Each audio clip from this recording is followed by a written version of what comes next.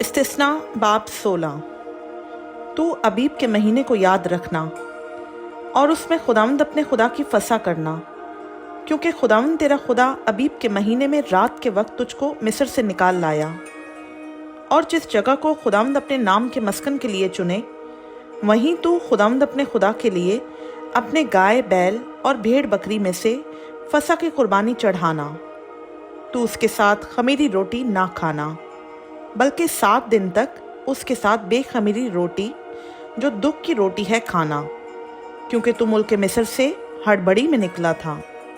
یوں تو عمر بھر اس دن کو جب تو ملک مصر سے نکلا یاد رکھ سکے گا۔ اور تیری حدود کے اندر 7 دن تک کہیں خمیر نظر نہ آئے، اور اس قربانی میں سے جس کو تو پہلے دن کی شام کو چڑھائے کچھ گوشت صبح تک باقی نہ رہنے پائے۔ تو فسح کی قربانی کو اپنے پھاٹکوں کے اندر جن کو خداوند تیرے خدا نے تجھ کو دیا ہو کہیں نہ چڑھانا، بلکہ جس جگہ کو خداوند تیرا خدا اپنے نام کے مسکن کے لیے چنے گا، وہاں تو فسح کی قربانی کو اس وقت جب تو مصر سے نکلا تھا، یعنی شام کو سورج ڈوبتے وقت گزراننا۔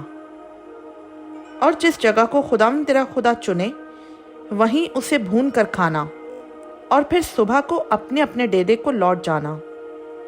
6 دن تک بے خمیری روٹی کھانا، اور 7ویں دن خداوند تیرے خدا کی خاطر مقدس مجمع ہو، اس میں تو کوئی کام نہ کرنا۔ پھر تو 7 ہفتے یوں گننا کہ جب سے ہنسوا لے کر فصل کاٹنی شروع کرے تب سے 7 ہفتے گن لینا۔ تب جیسی برکت خداوند تیرے خدا نے دی ہو اس کے مطابق اپنے ہاتھ کی رضا کی قربانی کا ہدیہ لا کر خداوند اپنے خدا کے لیے ہفتوں کی عید منانا۔ اور اسی جگہ جسے خداوند تیرا خدا اپنے نام کے مسکن کے لیے چنے گا، تو اور تیرے بیٹے بیٹیاں اور تیرے غلام اور لونڈیاں اور وہ لاوی جو تیرے پھاٹکوں کے اندر ہو، اور مسافر اور یتیم اور بیوہ جو تیرے درمیان ہوں، سب مل کر خداوند اپنے خدا کے حضور خوشی منانا۔ اور یاد رکھنا کہ تو مصر میں غلام تھا، اور ان حکموں پر احتیاط کر کے عمل کرنا۔ جب تو اپنے کھلیان اور کولہ کمال جمع کر چکے تو 7 دن تک عید خیام کرنا۔ اور تو اور تیرے بیٹے بیٹیاں اور غلام اور لونڈیاں اور لاوی اور مسافر اور یتیم اور بیوہ جو تیرے پھاٹکوں کے اندر ہوں، سب تیری اس عید میں خوشی منائیں۔ 7 دن تک تو خداوند اپنے خدا کے لیے اسی جگہ جسے خداوند چنے عید کرنا، اس لیے کہ خداوند تیرا خدا تیرے سارے مال میں اور سب کاموں میں جن کو تو ہاتھ لگائے تجھ کو برکت بخشے گا۔ سو تو پوری پوری خوشی کرنا۔ اور سال میں 3 بار یعنی بے خمیری روٹی کی عید اور ہفتوں کی عید اور عید خیام کے موقع پر تیرے ہاں کے سب مرد خداوند اپنے خدا کے آگے اسی جگہ حاضر ہوا کریں جسے وہ چنے گا۔